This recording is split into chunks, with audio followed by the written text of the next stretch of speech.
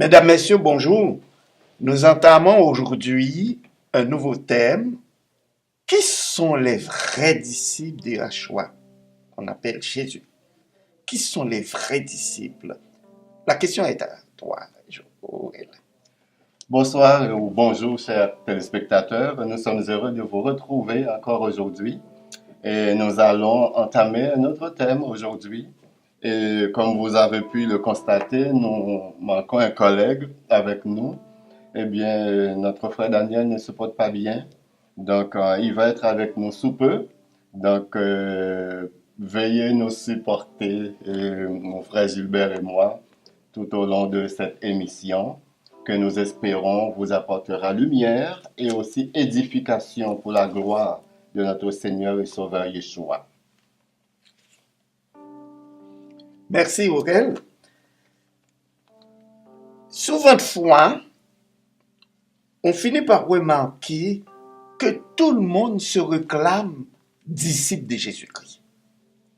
Mais pour être disciple de Jésus-Christ, les vrais, qu'on ne dit, il ne faut pas minimiser le mot vrai, qui sont les vrais disciples de Jésus-Christ? Parce que tout le monde se réclame disciple de Jésus-Christ.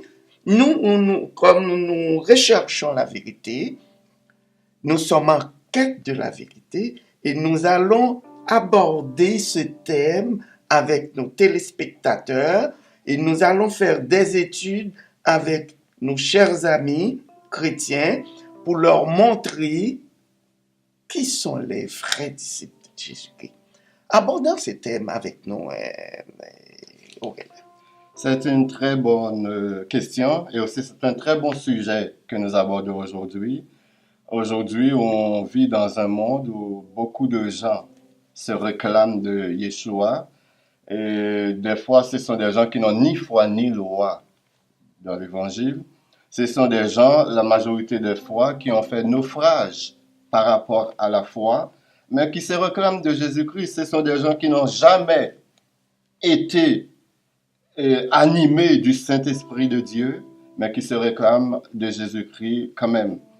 Pour bien cerner le sujet d'aujourd'hui, il faut définir ce que c'est qu'un disciple. Nous allons décrire un peu ce que le disciple n'est pas, avant même de tabler sur les caractéristiques d'un vrai disciple de Yeshua. Le mot disciple évoque automatiquement l'idée d'un maître, car tu ne peux être disciple s'il n'y a pas de maître. Et si on parle de disciple, ça fait appel aussi à une discipline. Quand on dit aux gens, c'est quoi ta discipline de vie?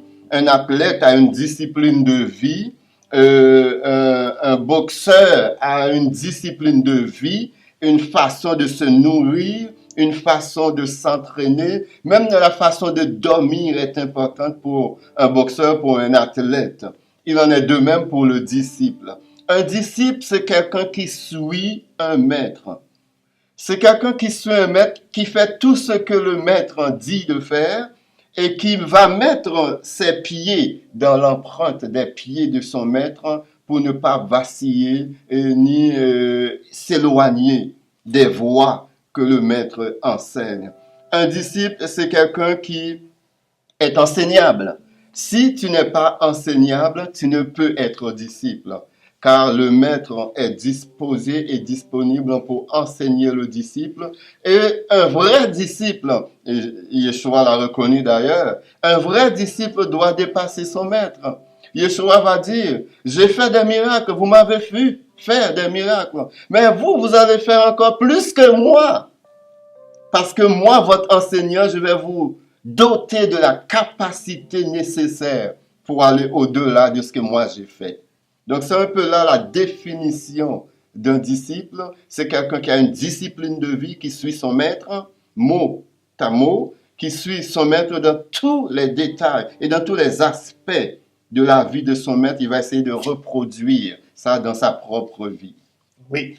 Alors moi, je finis par comprendre, il y a une différence entre élève et disciple. Parce que disciple, tu dois suivre les recommandations de ton maître. Si je lis dans Matthieu chapitre 17, verset 20, alors, en parlant de Yahshua, Jésus, il recommande aux disciples et ne dire à personne qu'il était le Christ.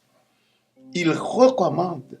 Et le maître, c'est quelqu'un qui est doté d'une intelligence supérieure aussi, qui a une capacité de transmettre son message.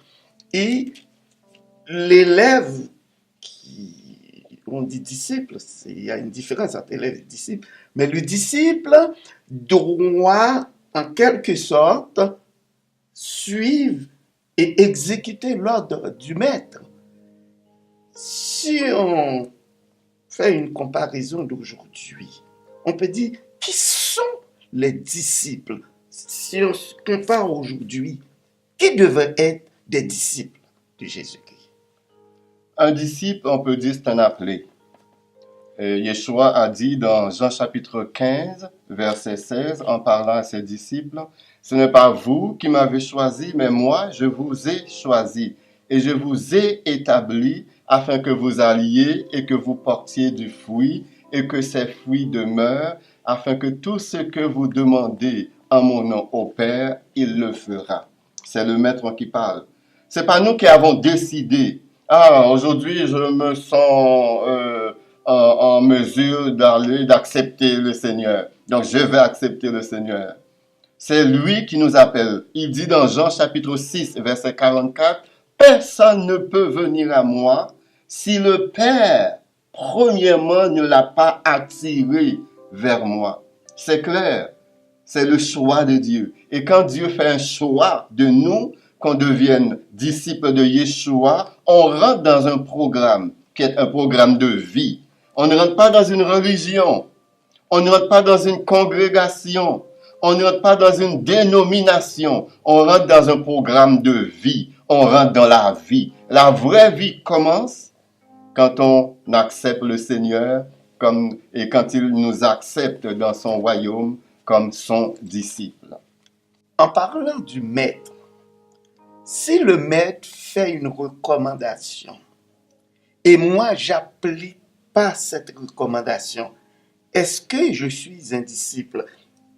Prenons par exemple dans Marc chapitre 2 verset 27. Puis il leur dit, le sabbat a été fait pour l'homme et non l'homme pour le sabbat. Chapitre 28, de sorte que le Fils de l'homme est maître du sabbat. Le Fils de l'homme, Yahshua, Jésus-Christ, il fait cette recommandation, le sabbat a été fait pour l'homme. Si aujourd'hui, nous, en tant qu'hommes, on décide de ne pas obéir à ce maître et de faire du dimanche notre jour, est-ce que je suis un disciple? Moi là, je ne parle pas pour moi-même, je parle de la Bible. Regardez. Puis il leur dit, le sabbat a été fait pour l'homme. Ça veut dire a été fait pour moi. Il n'a pas dit le dimanche a été fait pour moi. Mais nous, on fait le contraire. Moi, je l'ai dit pour ma propre opinion. Et c'est une vérité biblique. Quelqu'un peut l'observer, ne pas l'observer. Ça, c'est ton choix. Mais moi, en tant que quelqu'un qui veut être disciple de Jésus-Christ, moi je vois ça, je dois le suivre. Sa recommandation doit être suivie si vous voulez être un disciple. Qu'en dites-vous? Vous savez, Dieu est un être non contingenté. Qu'est-ce que ça veut dire? Ça veut dire qu'il ne doit sa réalité à qui que ce soit et à quoi que ce soit. De sorte que si le monde, si l'univers entier disparaît, l'Éternel demeure éternel. Il n'est pas dépendant de l'univers. Qu'est-ce que je veux dire par là? Tout ce que Dieu nous demande de faire, c'est toujours pour notre bien, jamais pour le sien. Car Dieu est complet en lui-même. Il est absolument complet en lui-même. Il n'a pas besoin de nous pour qu'il soit Dieu. Il était Dieu avant de nous avoir créés. Et si tous les hommes disparaissent, il va demeurer Dieu. Il va demeurer Jéhovah. Donc, quand il nous demande de faire quelque chose, c'est toujours à notre avantage. C'est toujours pour notre bien. Et nous sommes des privilégiés. Nous sommes heureux. Nous sommes dans le bonheur quand nous faisons ce que l'Éternel nous demande de faire, parce que c'est pour nous qu'il demande ces choses. C'est pour notre bien. C'est pour notre bien-être. Donc, nous avons intérêt à écouter le maître quand il nous dit quelque chose, quand il nous commande de faire quelque chose, quand il nous ordonne de faire quelque chose. Exactement. Tantôt, nous avions une discussion hors de la caméra en parlant qui on doit obéir. Est-ce qu'on doit obéir au maître ou bien on doit obéir aux élèves ou bien on doit obéir à n'importe qui? La vérité biblique qu'on veut faire ressortir, c'est pour aider nos frères et sœurs à faire des désobéissances envers les hommes et à obéir Dieu. Et si nous disons quelque chose qui sont en dehors de la Bible, nous sommes prêts à discuter avec ceux qui veulent démolir notre discussion par rapport au maître. Parce que quand le maître nous recommande de faire quelque chose, on doit l'obéir. C'est ça un vrai disciple. Un disciple est là pour obéir aux recommandations du maître. Mais nous, on se réclame des chrétiens. Si on dit qu'on est des chrétiens, on doit suivre Jésus-Christ de toutes ses recommandations. C'est là qu'on veut aller vers une obéissance totale de tout ce que Jésus a dit. Moi, ce que je voulais en venir, est-ce que vous pouvez me dire qui sont les vraies qualités d'un disciple? C'est sûr que le point central pour un disciple, c'est l'amour. Car le maître va dire, si vous avez l'amour les uns pour les autres, le monde va connaître que vous êtes mes disciples, en ayant de l'amour les uns pour les autres. Donc l'amour, c'est l'épine dorsale du disciple du Seigneur. Et par l'amour, toutes les autres qualités vont être incluses dans l'amour, vraiment. Toutes les autres qualités vont être incluses dans l'amour, car lorsqu'on a de l'amour, et surtout de l'amour de Dieu en nous, cela va se refléter dans toute notre attitude, et dans notre caractère, dans ce que nous sommes, dans ce que nous serons, dans ce que nous avons et dans ce que nous aurons. Tout est mis au pied du maître, à la disposition du maître. Notre être tout entier est mis à la disposition du maître pour qu'il en fasse ce qu'il veut de nous. Donc l'amour, c'est le point vraiment le plus important dans la vie du disciple du Seigneur. Si quelqu'un dit qu'il est disciple du Seigneur et qu'il est rempli de haine, qu'il est rempli de rancune, qu'il est rempli d'animosité, cette personne-là se leurre et se baisse d'illusion. Il n'a absolument aucune idée de ce que c'est qu'être un disciple du Seigneur. Ok, moi je suis content que tu arrives avec toutes ces qualités-là. Moi, quand je visite beaucoup d'églises, j'étais adhérent, membre dans beaucoup d'autres églises. Moi, j'assiste à certaines arrogances. J'assiste à certaines... L'humilité doit être l'épine dorsale même de la qualité d'un disciple. Si quelqu'un veut être disciple de Jésus-Christ, pour moi, il doit être humble. Parce que on parle de l'agneau de Dieu. Parce que Jésus-Christ est le symbole de l'agneau.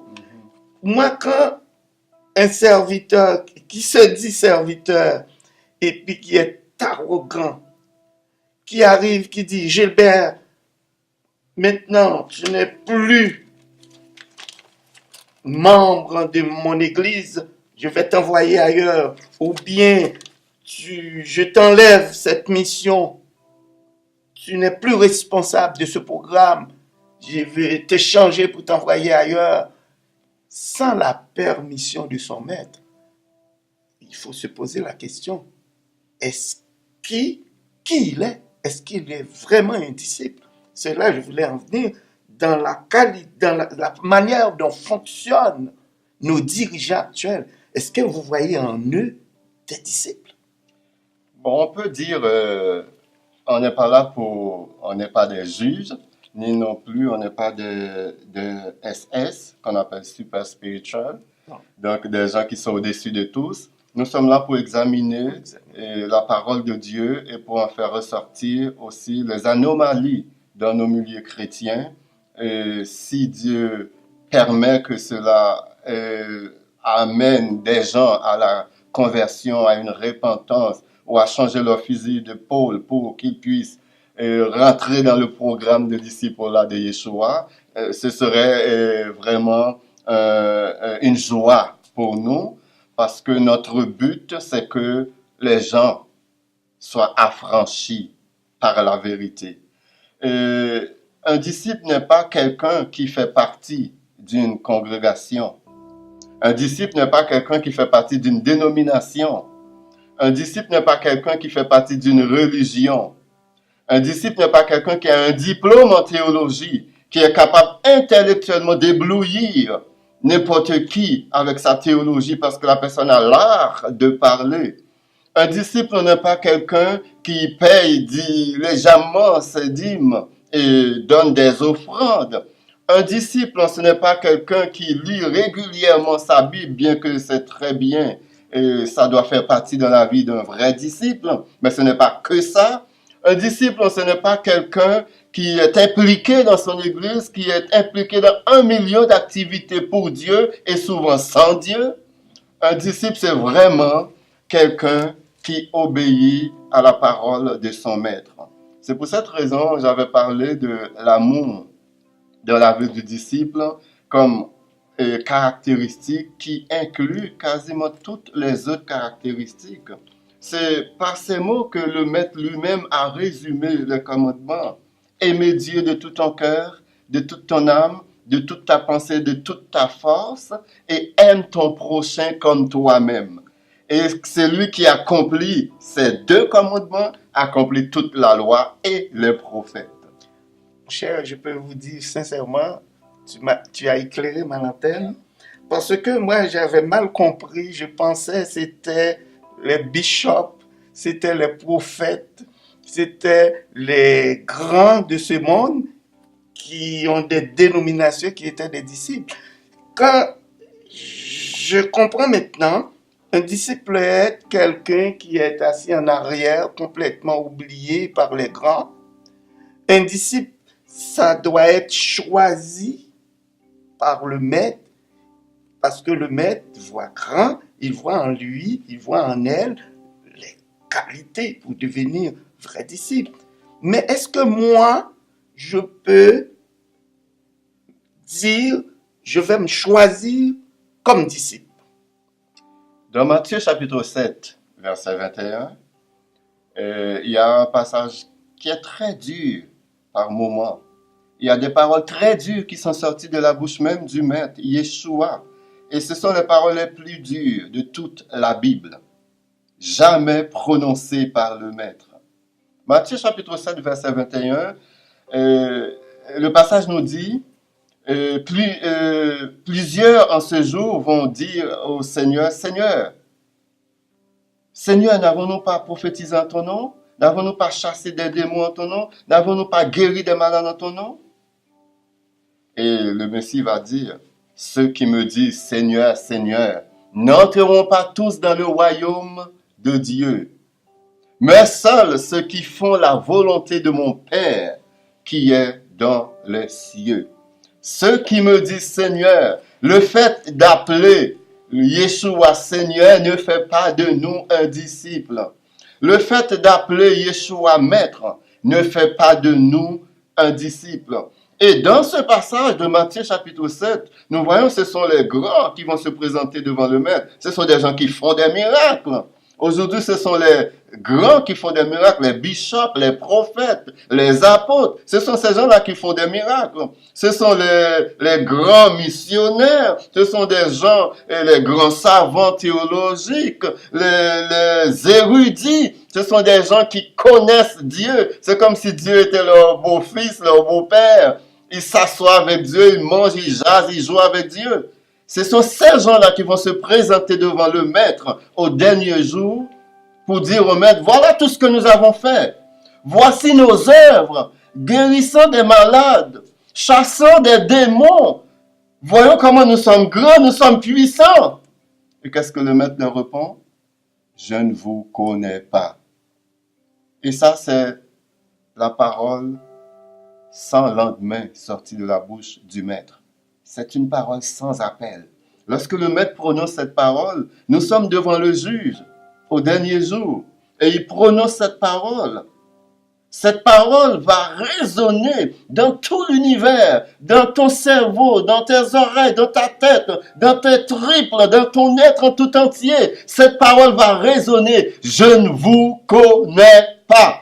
Retirez-vous de moi, vous qui commettez l'iniquité. Et ce sont des paroles extrêmement dures, sorties de la bouche du maître. Parce que ces gens qui se croyaient big boss, ces gens qui se croyaient à l'abri et qui se croyaient déjà visés dans leur passeport pour l'éternité, ils vont se rendre compte qu'ils étaient complètement dans les champs.